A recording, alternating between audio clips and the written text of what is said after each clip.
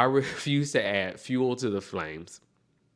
Because if we in a stressful situation, baby, everybody can't be stressed. Like, I need somebody to be calm or like, the building's on fire. We know that. Today, we're diving into something that affects every single one of us, our comfort zones, and how we often become our biggest obstacles. Whether you're a creative trying to share your work, a parent navigating new challenges, working on your relationship, chasing a big goal, or building a business, understanding how to adjust your comfort zone rather than simply break out of it can be a game changer for your mental health and personal growth journey. Today, we'll explore why our brains create these invisible barriers, how to recognize when they're holding us back, and most importantly, 5 practical ways to make your comfort zone work for you instead of against you. Welcome to Adjusting. Welcome to Adjusting, a safe space for candid conversations about mental health and well being with your host, Justin G. Nelson. Whether you're recovering from trauma, redefining your purpose, managing mental health, or simply craving more authenticity, this show is for you. I hope something resonates with you and helps you on your own personal journey. So sit back, relax, and let's start adjusting. And we're back with another episode of Adjusting Podcast with your host, Justin G. Nelson. Thank you all for tuning in this week. These next 7 episodes are really going to be fun, very life applicable, but very timely. And I want these episodes, like every episode, I want them to be something where you can just drop in, find a topic, and say, I need to listen to something that resonates to this part of my life or what's going on right now. So, season 2 will be ending September 2nd. I know. But I need some time to now focus on guest and getting the interview set up, and I'm teaching again this fall, so I need time to get acclimated and do all those things. So we have about 6 more weeks of adjusting before season 3. I don't know when season 3 is going to be yet. It's going to be sooner rather than later. I would not leave y'all hanging for that long again, but that's an update. Okay. And we're going to have some new things in season 3. I'm excited about that, but more in season 3. So first and foremost, thank you to TJ with TJ Podcast for editing. And if you would like to support me and my other brands, you can do so by following my vegan lifestyle brand, which is at Earthy and Cultured, my branding and marketing page, which is at Type J Marketing, or you can follow my creative journey as I continue to work towards getting on Broadway. My personal page is at Justin G. Nelson on all platforms. So LinkedIn, Instagram, Facebook, TikTok, Snapchat, all those things. Great. Do not forget to subscribe to the Substack channel where you can check out Adjusted Perspectives. Subscribe to YouTube and you watch on YouTube. Like I have a video component that goes with this. You can listen to the adjusting affirmations, and then I am finishing up Break the Cycle, which will be the first book in the adjusted annotation series. So I'm making like a multiverse of adjusting. That's my Marvel people. So without further ado, let's do our sacred breathing. We're going to do 2 today. Okay, so it's the 4, 7, 8 breathing. You got to breathe in for 4, hold for 7, and release on us for 8. Okay, so if you're driving, focus on the road. That's important. Because somebody, the other day, I was on TikTok. I was on TikTok. And if you are of the age to have seen Final Destination, and you remember that scene where the truck on the road was driving, as one does, but they had those logs, the tree logs, like the very, very long, like poles almost, and it came through the windshield of the car. Yeah, that happened. Allegedly. Could have been AI, I don't know. But I need you to focus on the road. I don't need you breathing and then right. So if you are home or in a place where you can join me for the sacred breath, I welcome you right now to ground your feet, relax your toes and your ankles, relax your shins, your calves, your knees, relax your hips, relax your thighs, relax your stomach, put a hand on your stomach, move up, relax your chest, relax your shoulders and your neck, relax your chin, your cheeks, your forehead. Put the other hand on your heart and close your eyes. And let's begin. Breathe in, 2, 3, 4. Hold it. 1, 2, 3, 4, 5, 6, 7. Out. 1, 2, 3, 4, 5, 6, 7, 8. Let it all out. Empty the tank. Empty the tank. One more time, a little slower. Breathe in, 2, 3, 4. Hold it. 1, 2, 3, 4, 5, 6, 7. Release. 1, 2, 3, 4, 5, 6, 7, 8. Let it all out. Let it all out. Let it all out. Great. All right. So today we are talking about adjusting your comfort zone.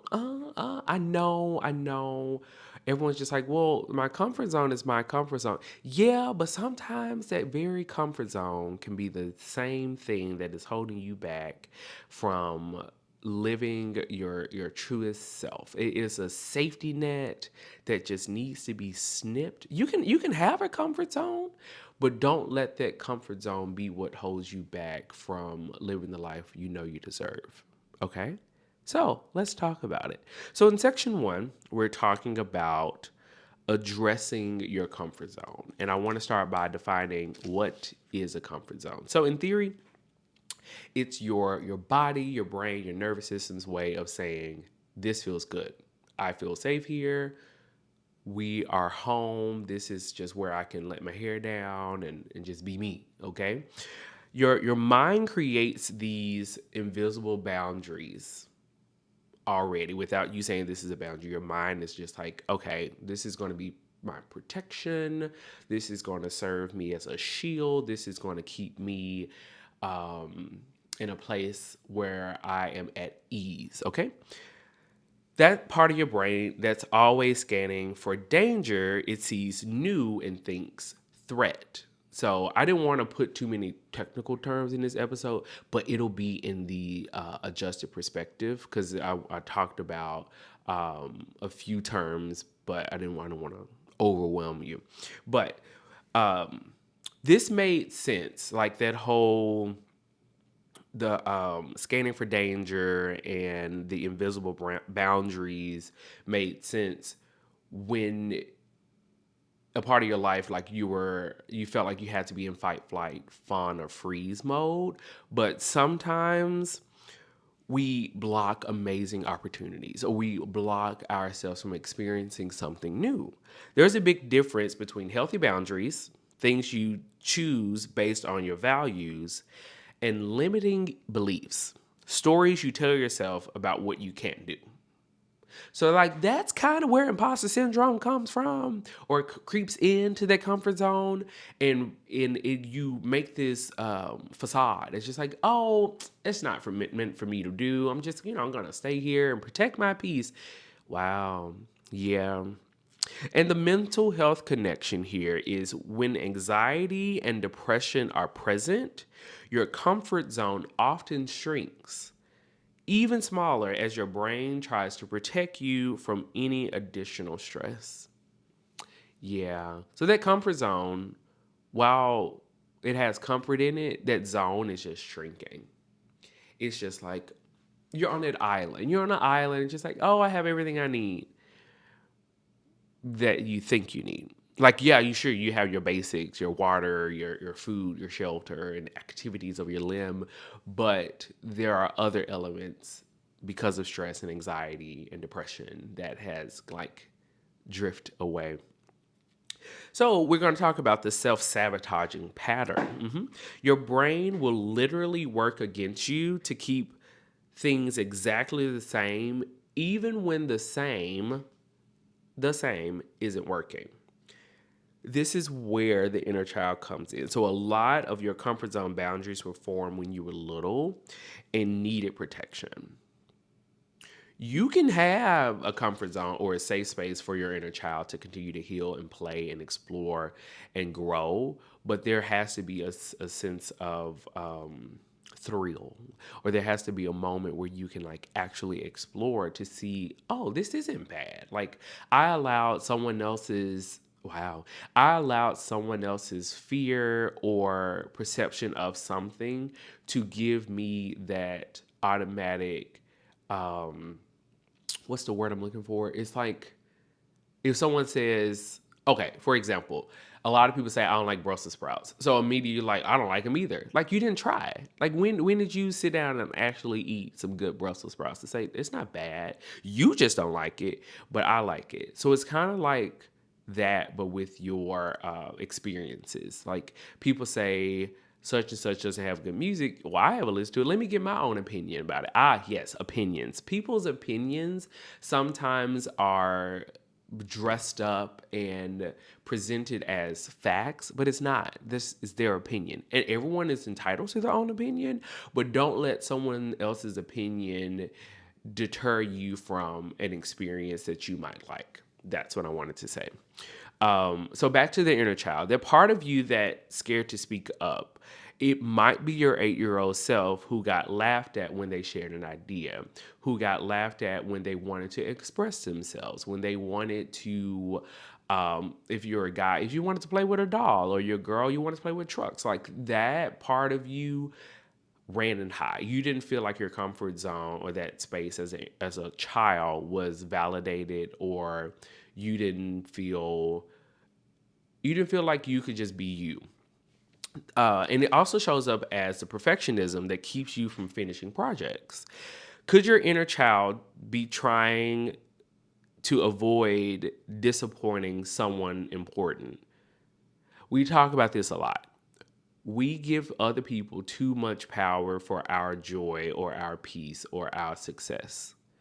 Like, yeah, sure, awards come from a board of people who vote, but at the end of the day, when you pass and when you die, none of this matters. So it's about creating experiences that bring you joy and continue to expand your comfort zone so that you're able to live a life that's pleasing to our king, but it's also living a life that you are proud of, that you say, I did that, I experienced that, that wasn't for me, but I tried it. Trauma responses often show up in comfort zones. Sometimes what feels like laziness or self sabotage is actually your nervous system protecting you from perceived threats. So, for creatives, you perfect your work forever instead of sharing it, terrified of what people might think. For parents, you try to control everything because you're scared that one wrong move will mess up your child. And I was on a TikTok live the other day. Well, I was watching one. I was at work, but I was watching one. And it was 3 male therapists, one of which I'm hoping will be on the podcast next season. But we were talking about just Black men in therapy. And I think most of 2 of the 3 or 1 of the 3, they often see children in therapy because their parents are like, oh, my child's going to be great because I got them in therapy at a young age. But what some people don't realize is that that parent is weaponizing therapy as a way to not groom their child, but to make their child seem perfect. When in actuality, the child is just like, I'm happy to be here because they are doing too much. They being the parent. And so while parents are trying, I don't want my child to have the experience I grew up with, so I want to put them in therapy now. Maybe you're the reason they're in therapy. I'm sorry, but that could very well be the reason they're in therapy. Like they are overwhelmed, they are smothered. They don't feel that you actually see them as a child, but you see them as your little best friend, and they're a kid. Like they gotta have some experiences. Anyway, in relationships, sorry, I got off track. In relationships, you pull back right when things get real because vulnerability feels dangerous. And that also speaks to the anxious and avoidant personalities that really started as a child. For people who are goal setters, you procrastinate or feel like a fraud when things start working out. That was me when I started this podcast. I thought people were going to question my experiences or my expertise. And like, well, everyone got a podcast. What makes sure it's different? Child, listen, everything I talk about, I can back up.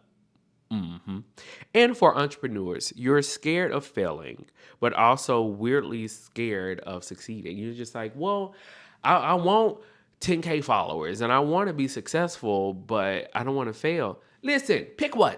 Okay, either you go do it or you ain't gonna do it. But you can't be gray about it. Like the scale has to balance at some point, and you want it to either lean more towards succeeding and not the what ifs and failing. Great.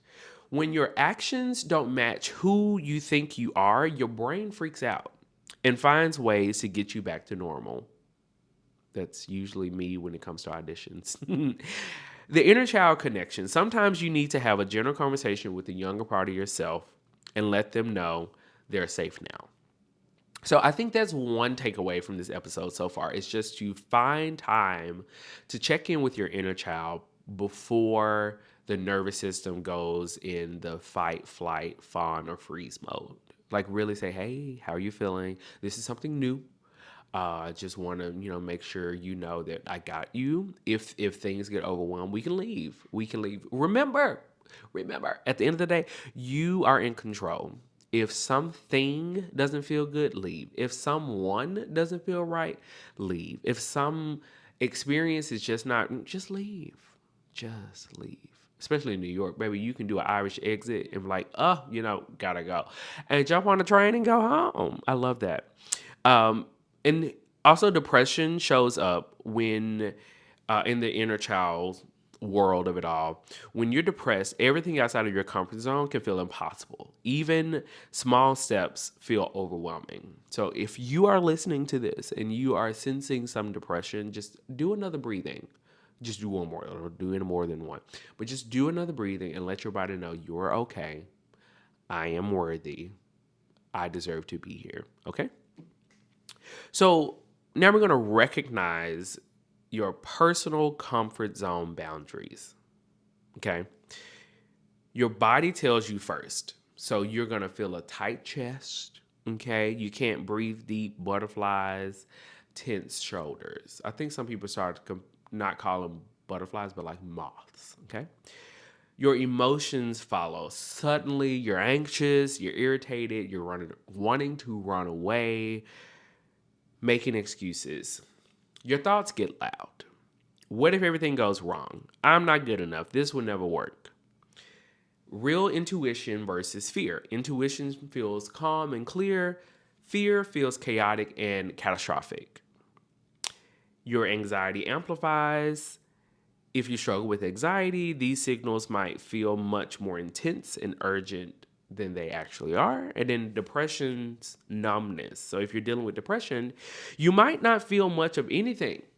Yeah, which can make it hard to know where your edges are. So if you experience any of these signs or symptoms, be sure to check in with yourself because you don't want to crash out or say something you would regret or lash out at something or send something, just like really check in with your comfort zone. Everyone shouldn't be welcome into your comfort zone. It's yours. Okay.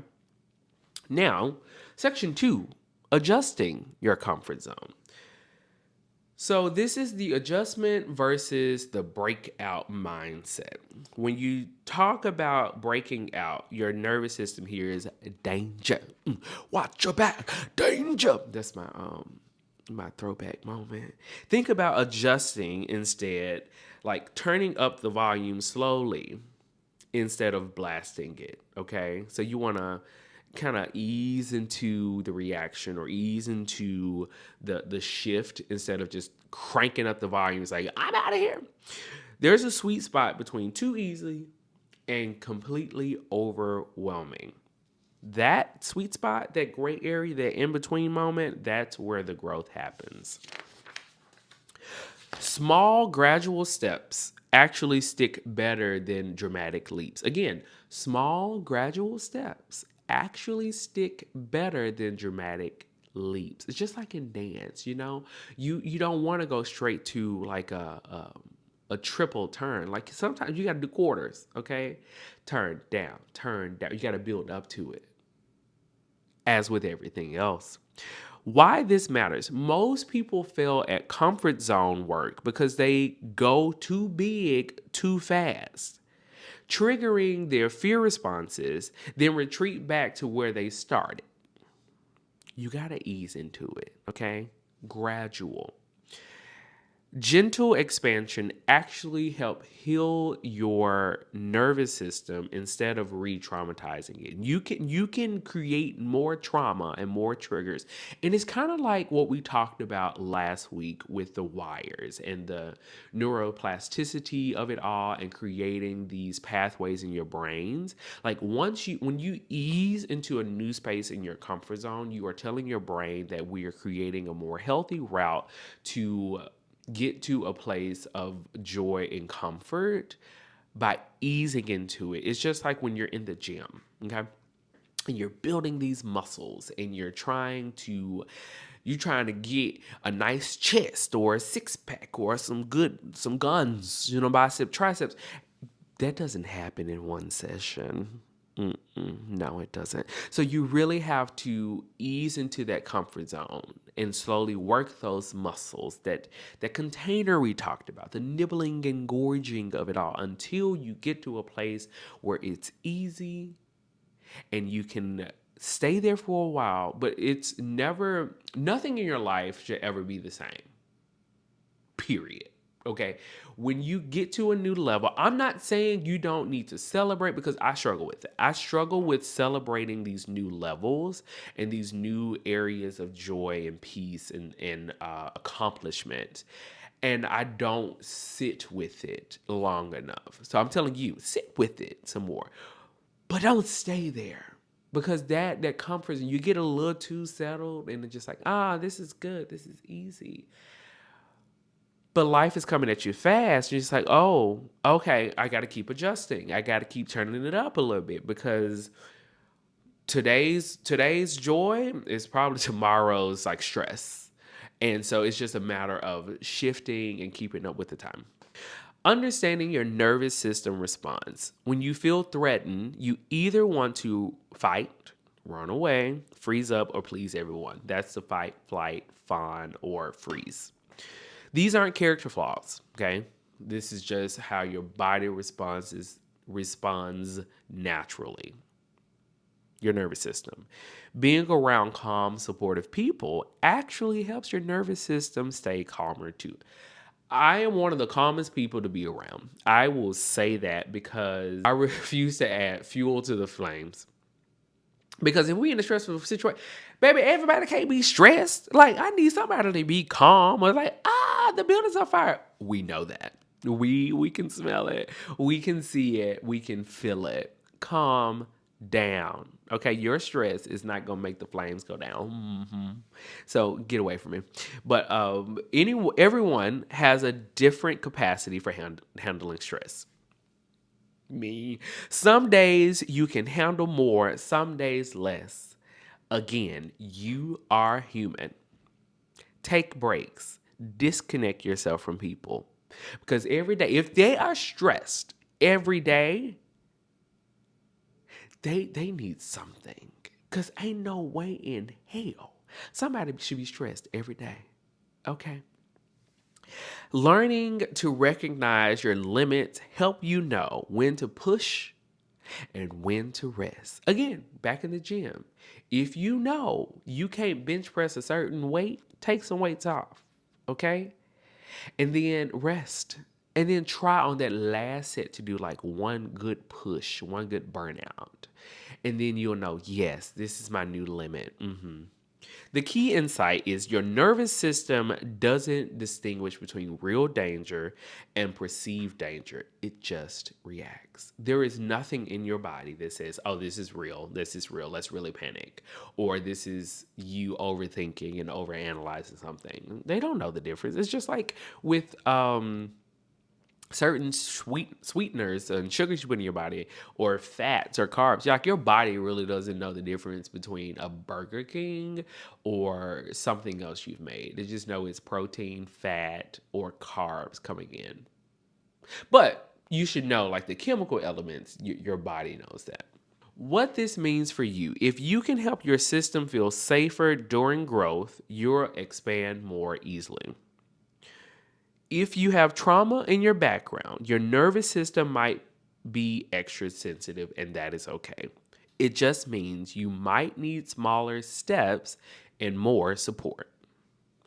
Now, this is the growth mindset connection. Some people think abilities are fixed.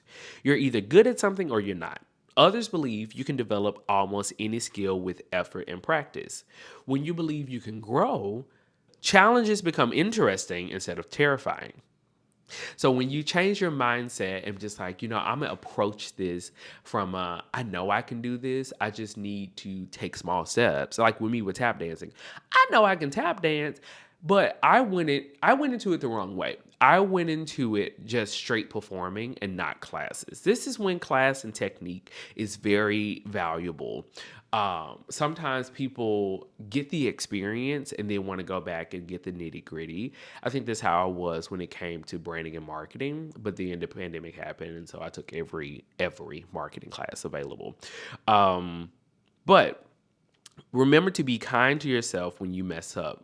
Actually, that makes you braver, not soft. Okay, you are acknowledging I fucked up, but I can do it again with what I know. That's bravery. Not I fucked up. I'm a failure. No one's going to want to work with me, and no one's going to hire me for something. That makes you a little soft. The mindset shift is, instead of I failed, try I learned something valuable.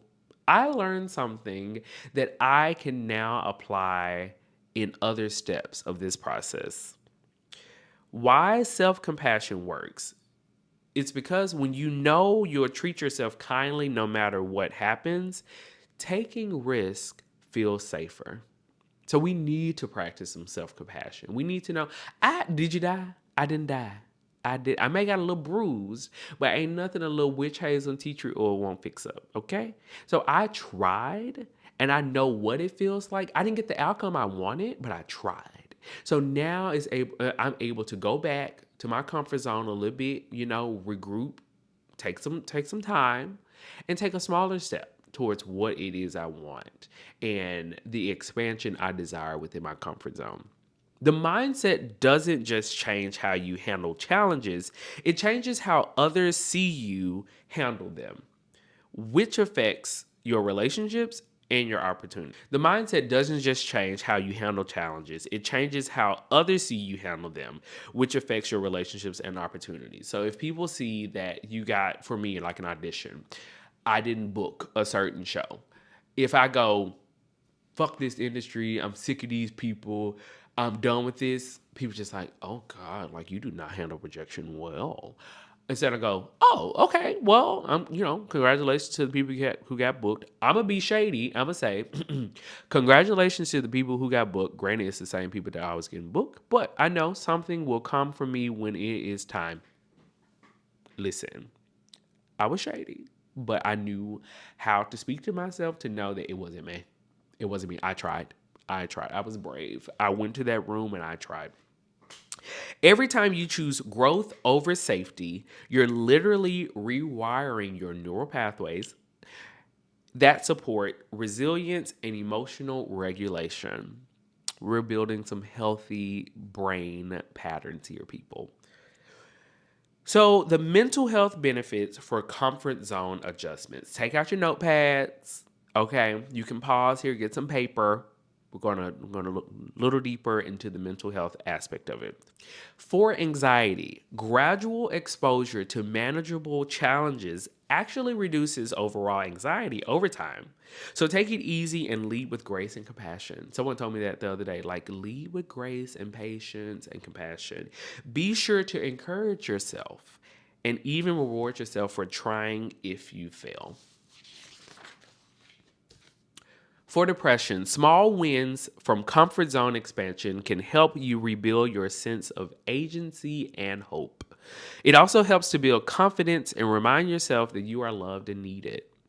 For trauma recovery, gentle boundary expression helps you reclaim parts of your life while staying within your window of tolerance. So if you have gone through something and you are like, I that is not going to be my identity, that is not who I am, that is not who I want other people to know me as or see me as, this is where I reclaim my joy and discover new areas of peace and exploration. Building emotional resilience. Each time you successfully navigate discomfort, you're building evidence that you can handle whatever life throws at you. And breaking the avoidance cycle.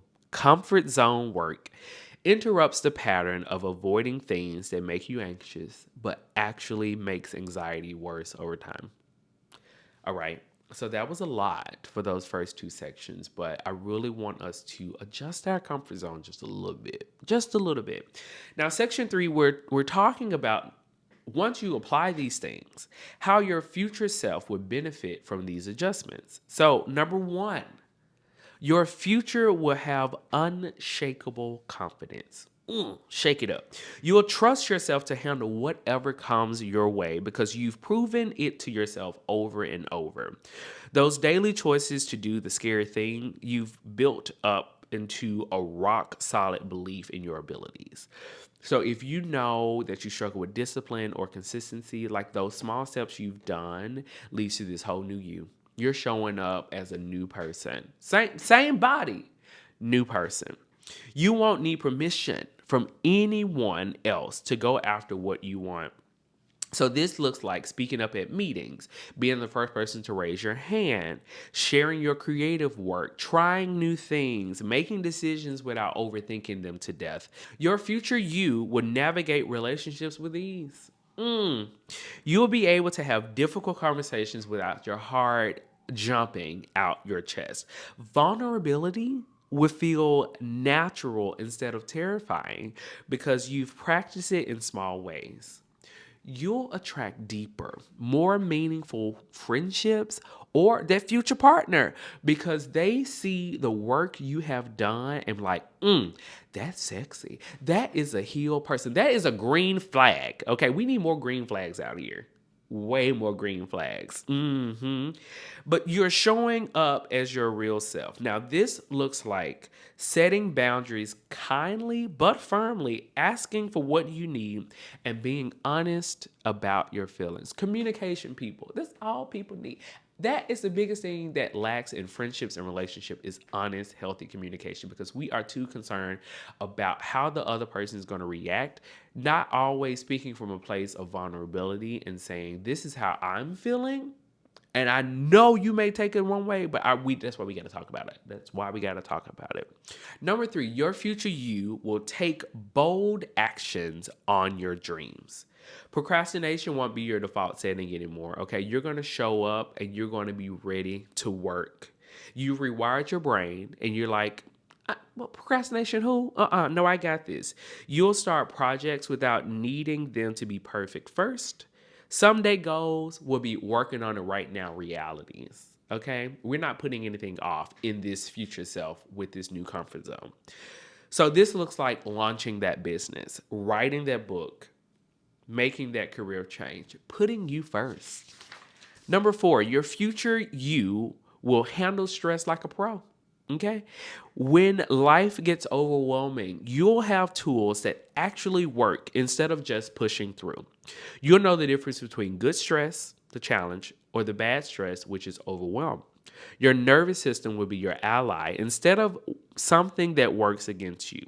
So what this looks like, here's the big picture. Looking and being and feeling calm in a crisis. Bouncing back from setbacks faster and not taking everything too personally. That's it. That's it. And number five, the last one, your future you will live with authentic freedom. Yeah. You'll make choices based on what feels right to you and not what others expected. You're not living up to anyone else's expectation. Your future you, with the adjustments of your comfort zone, healing and rewiring your neural pathways, and the neuroplasticity of it all, setting those boundaries, you will make choices that feel good to you and not what others expect. Fear will still show up, but it won't be the boss of your life anymore. You'll trust your gut and act on it, even when it doesn't make sense to anyone else. What this looks like: living aligned with your values, saying no without guilt, and following your intuition. Y'all, this episode, y'all might have to listen to this twice, okay? Because it's good. I'm definitely going to make sure I put a lot of more content and context in the adjusted perspective. So please check that out. I'm really going to link it below. So here's some key takeaways. Your comfort zone isn't something to battle against. It's a tool to be calibrated. When you learn to adjust it gradually and intentionally, you're not just building resilience, you're literally rewiring your brain to see possibilities instead of threats. The strongest people aren't those who never feel fear.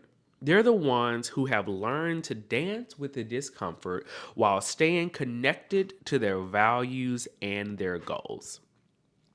This work is healing, okay? This work should feel like joy personified. This work should make you jump out the bed like, I am working on this comfort zone. I am finding my purpose. I am rewiring who I was to who I want to be. Every small step forward is both an act of courage and an investment. An investment to my crypto people in your mental health and emotional well-being. So remember, adjusting your comfort zone is a practice, not a destination. Every time you choose growth over safety, you're building what I call your courage muscle. And like any muscle, it gets stronger with consistent use. So if you can go to the gym today, think of this as your mental workout.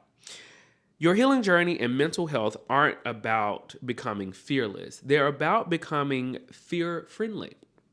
Before our next episode, I want you to pick one of these 5 strategies to experiment with. Really figure out which of the 5 future yous you want to connect more with, and then take some time to reflect and make small steps each day or each week so that your future you, and it doesn't have to be a you 5 years from now, it could be a you 5 weeks from now, but it just takes time, and it takes making time for the healing practice and the small courage muscles to be worked.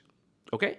So until next time, keep adjusting, and be sure to share this episode with someone that you feel has just found a little too much comfort in their comfort zone, and encourage them to make those small steps.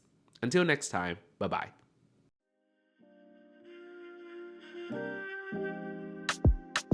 Thanks for tuning in to this week's episode. I hope you take something away to help you make the adjustments you need.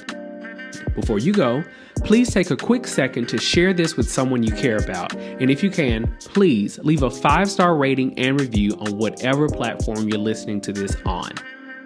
For more information about adjusting or to inquire about being a guest, head over to adjustingpod.com. Until next time.